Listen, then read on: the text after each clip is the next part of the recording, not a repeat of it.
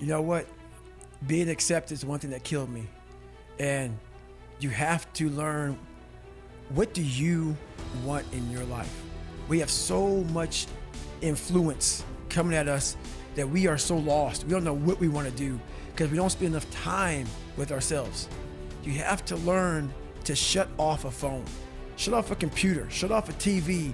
And it's okay to sit in a room by yourself in a chair and just think about you, where I want to be, where do I see myself tomorrow, the next year from that.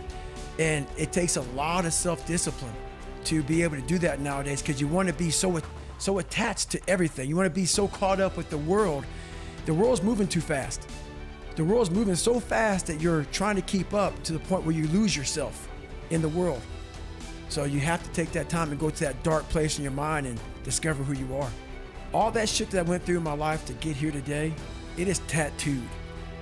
It is tattooed in my brain. Every day I wake up, I am constantly battling that person that is like, man, you know, back in the day, this happened to you, man.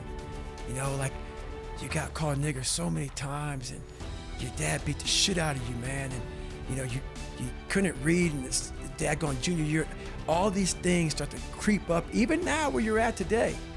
Every day, you're having to constantly battle. It's not as bad as it used to be by any means, but that person's still there.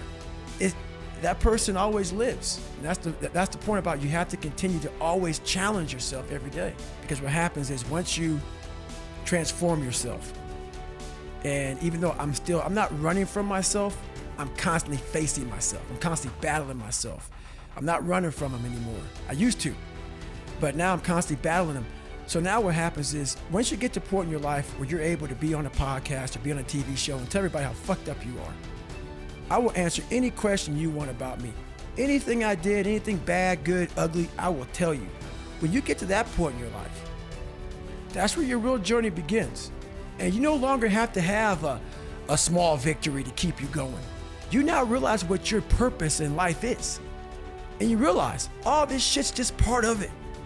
But at first, you need all these different tactics to keep you going, because you haven't figured it out yet. Once you figure out that you're in a race amongst billions of people that live in this world, you're in a race by yourself. You have a purpose, and it's your purpose, not everybody else's purpose. It is your purpose and only your purpose, and it's your race. So then you're like, hey man, I'm doing my thing. I'm doing it to the best of my ability. What's next?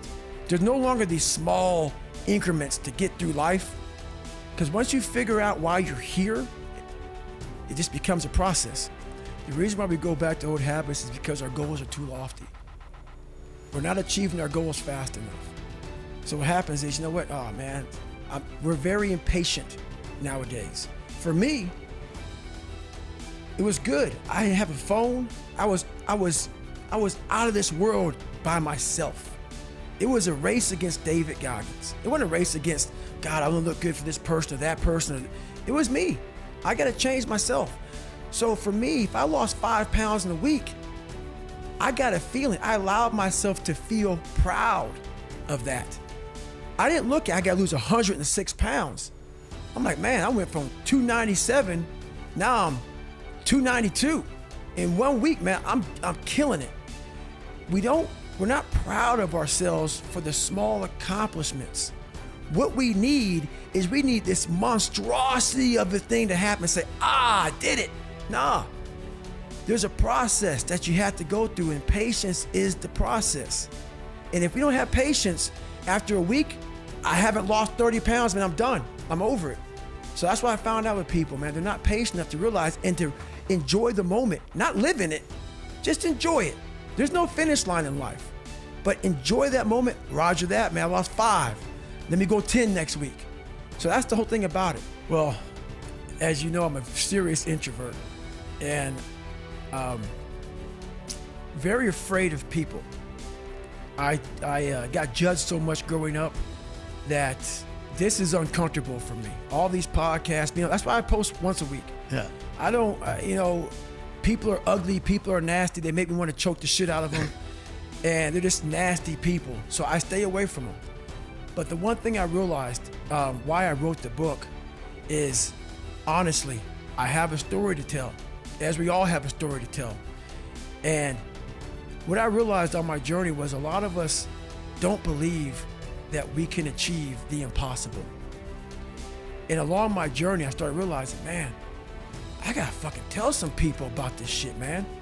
Like, I discovered something that some people have, but they don't even fucking know. All of us have it.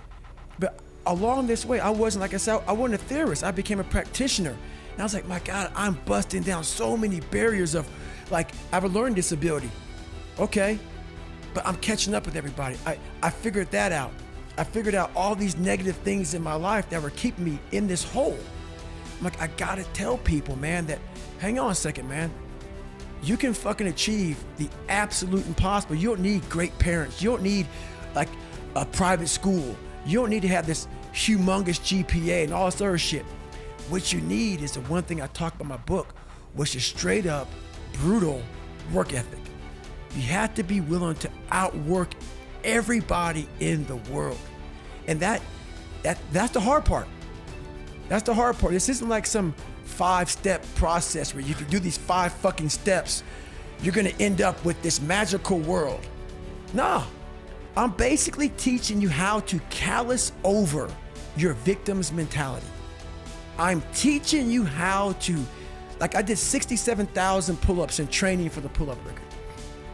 I was seriously callousing my hands to protect them. What I'm trying to do with people is teach them how to find more themselves to where they empower themselves. I'm all about the underdog. So that's what the book's all about, man. It's all about having that step process, and I had to share this with people. All these people who come out here and talk about how great they are, and I see it all the time, it makes me sick, man. Get real with yourself. People cannot relate to you, man. You are unfucking relatable when you come out here and say, hey, man, I'm the baddest motherfucker to ever live. Okay, great. Well, what am I gonna learn from you? You learn from people who are willing to tell you, this is where I started from. This is how much I fell on my fucking ass. This is how bad I used to really be. I still have those moments, because why? You're human. We're all jacked up, man. We're all jacked up. And that's what makes my story relatable. I'm willing to let you in to see I'm decently successful now. But I didn't come out like this, man. I didn't come out, that's the story, is you have to give people just a little bit of hope. There's no hope when they just see greatness in you everywhere. You have to be able to get yourself down to a level of check it out, man. There's hope for you. That's all I'm trying to give you. Just a little bit. The VFW, where I got the Americanism Award. And what you saw there for me, it shocked me also. I got choked up, teared up. I was trying to thank my mom. And what happened was, all this stuff that you all have heard about my life growing up, it's at the surface. That shit's real, you know? And at that moment, it flashed through my head about the journey I had to go through to get to that point to do that. And along that journey, I figured out myself. The biggest trophy that I ever got in my entire life was me. Was really figuring out me. And when I was up on that stage, I realized that. I realized it's not about money. It's not about fame. It's not about being accepted by your peers and everybody else. It's about figuring out who I am and being happy with who the fuck I am. Even though I'm going to be judged for all these things, being able to put a middle finger up to everybody and say, this is David Goggins. And to get to that point, it felt great. And that was all about, honestly, we have to give back. We have to be able to go through our journeys in life, figure out who we are, and help the person beside you. Figure that shit out. Figure out how they can do that themselves.